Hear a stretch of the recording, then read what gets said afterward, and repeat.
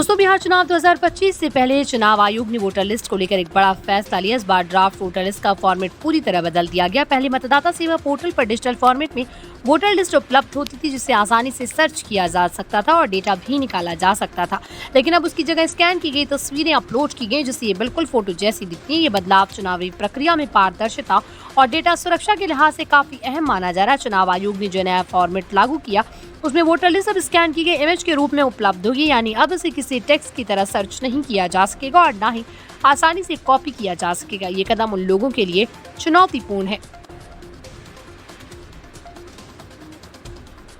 पिछले कुछ समय से डिजिटल वोटर लिस्ट से डेटा चोरी और दुरुपयोग के मामले सामने आ रहे थे। कई बार देखा गया कि कुछ संगठनों या व्यक्तियों ने पूरे इलाकों की वोटर डिटेल डाउनलोड कर ली और उसका गलत इस्तेमाल किया। यही वजह है कि चुनाव आयोग ने अब एक ऐसा सिस्टम अपनाया है जिसमें डेटा निकालना बेहद मुश्किल हो जाएगा। स्कैन इमेज फॉर्मेट में लिस्ट को कन्वर्ट करने से डेटा एक्सट्रैक्शन का खतरा काफी हद तक कम हो जाता है।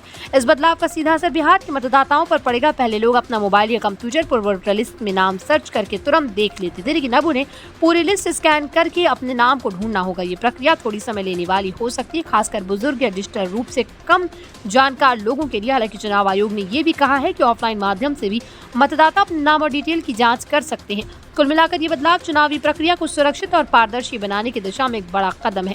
हालांकि शुरुआती दिनों में मतदाताओं को थोड़ी परेशानी हो सकती है, लेकिन लंबे समय में ये सिस्टम डेटा प्रोटेक्शन के लिहाज से फायदेमंद साबित होगा।